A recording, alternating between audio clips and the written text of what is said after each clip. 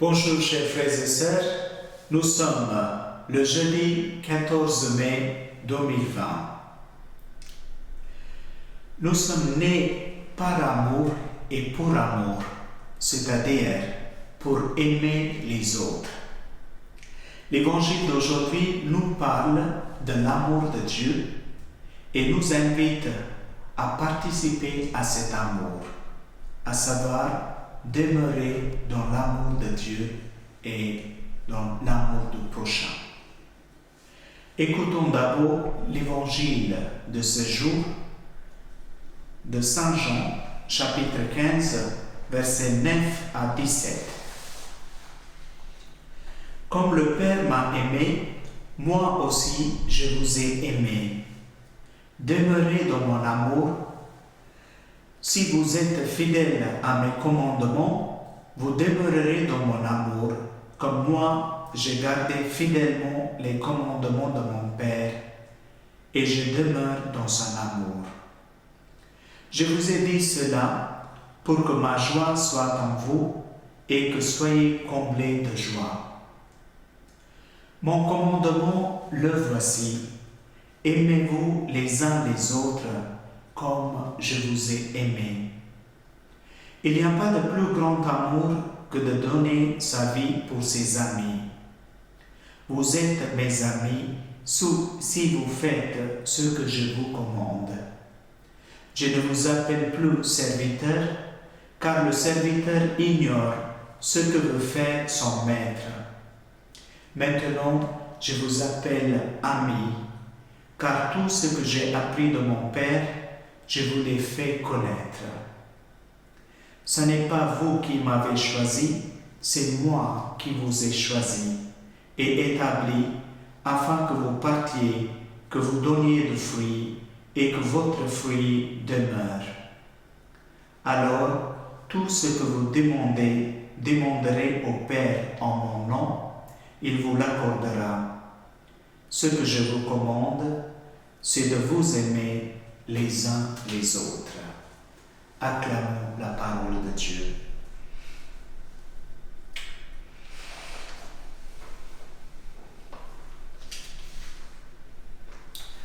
En s'adressant à ses disciples dans l'évangile d'aujourd'hui, Jésus parle de trois choses importantes et indispensables pour leur vie et aussi pour notre vie. Ces trois choses sont l'amour, la joie et l'amitié. D'abord, l'amour.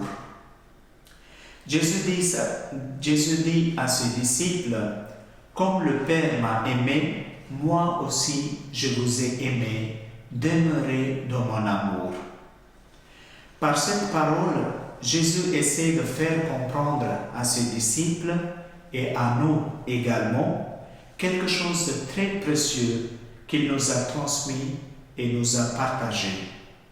En d'autres termes, ce que Jésus a reçu, il nous le donne sans condition, sans rien garder pour soi-même.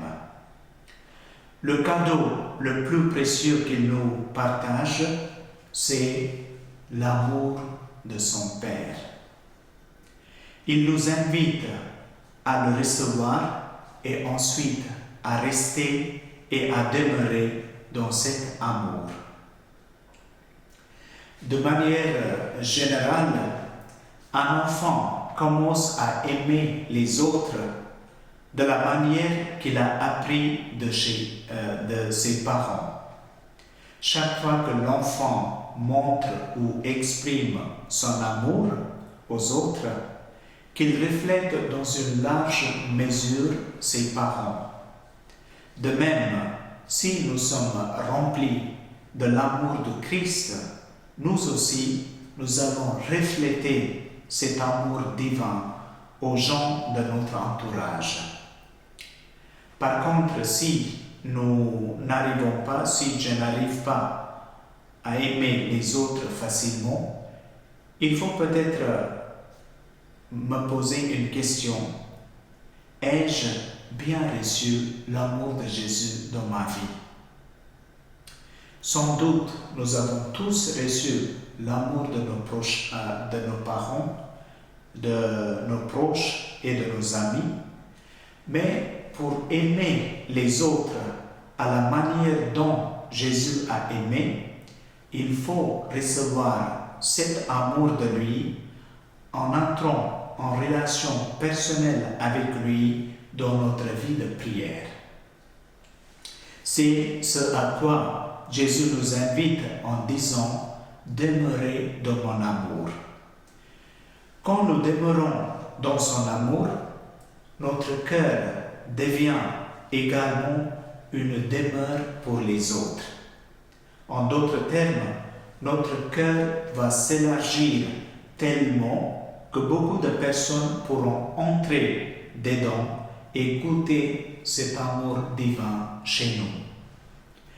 Ensuite, Jésus dit à ses disciples, « Mon commandement, le voici. Aimez-vous les uns les autres comme je vous ai aimés. » J'attire votre attention sur le mot commandement, le commandement d'aimer les uns les autres. Parce que bien souvent, nous avons l'impression que l'amour est en quelque sorte un très bon sentiment, une bonne émotion, une attraction envers quelqu'un. Mais de fait, l'amour n'est pas seulement un simple désir. La qualité de notre amour ne dépend pas de ce que nous ressentons tout le temps. Jésus de fait souligne bel et bien que l'amour pour les autres, c'est d'abord et avant tout, c'est un commandement. Aimer les autres, c'est un commandement. Donc l'amour n'est pas tout simplement un sentiment, une émotion ou un petit désir que j'ai, mais c'est un commandement qui signifie que nous devons y obéir. Nous sommes, comme je vous ai dit au départ, nous sommes nés pour aimer, pour être aimés, pour aimer les autres. C'est le but de notre vie. Cela dit, Jésus parle à ses disciples de la joie. Il leur dit que ma joie soit en vous et que votre joie soit parfaite. La joie véritable n'est pas non plus uniquement un sentiment, mais elle aussi, c'est un don de Dieu. C'est une grâce de Dieu, c'est un cadeau de Christ.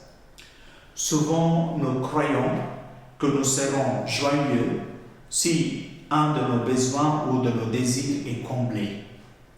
Si nous avons de l'argent, la richesse, la célébrité, le prestige, la santé, les plaisirs et les fêtes, etc.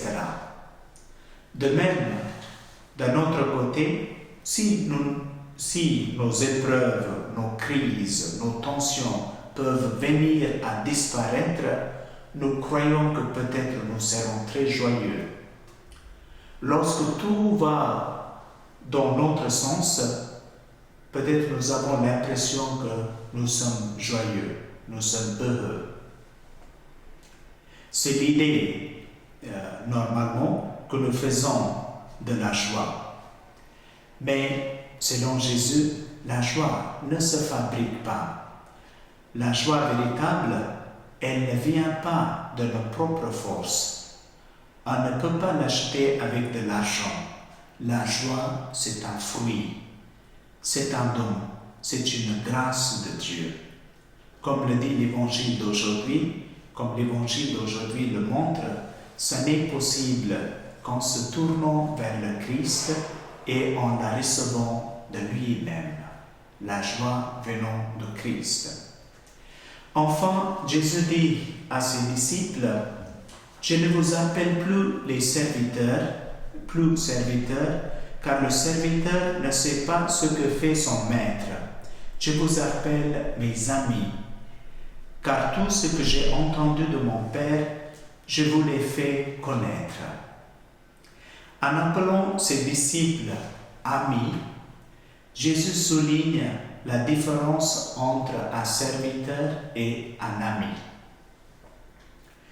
Vous savez, la relation entre un serviteur ou un esclave et son maître est toujours celle de l'autorité.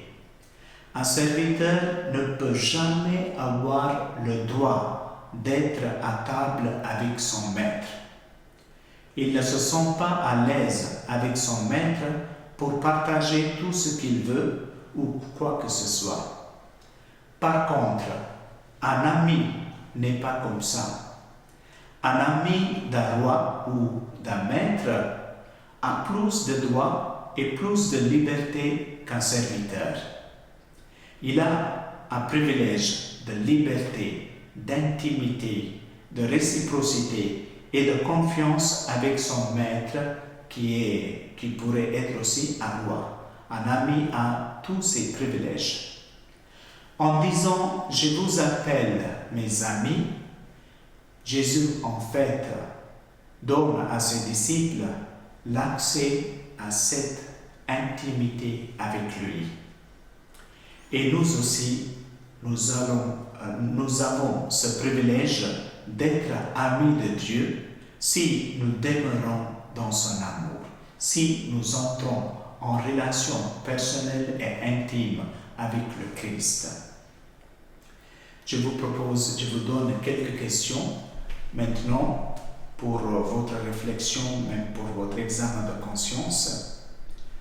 Premièrement, pendant ces jours, est-ce que mon cœur est rempli de l'amour ou de l'amertume?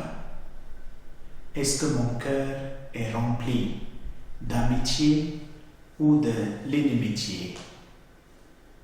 Ou est-ce que mon cœur est rempli de la joie ou de la tristesse? Nous pouvons un petit peu voir ce climat intérieur dans un esprit de prière pour voir devant Dieu. Ensuite, est-ce que j'accorde assez de temps pour entrer et pour demeurer dans l'amour de Dieu à travers ma vie de prière quotidienne et personnelle? Troisièmement, ai-je un désir profond d'être appelé un ami proche de Jésus? Je termine cette prière par une intention. Je confie au Seigneur tous ceux et celles qui souffrent d'une rupture de la relation, peut-être avec leurs parents ou avec leurs amis ou avec leurs partenaires ou leurs conjoints. Je prie pour que Dieu remplisse leur cœur de son amour, de sa paix, et si c'est possible, qu'il leur accorde une vraie réconciliation et de pardon dans leur vie. Amen. Au nom du Père et du Fils et du Saint-Esprit. Amen.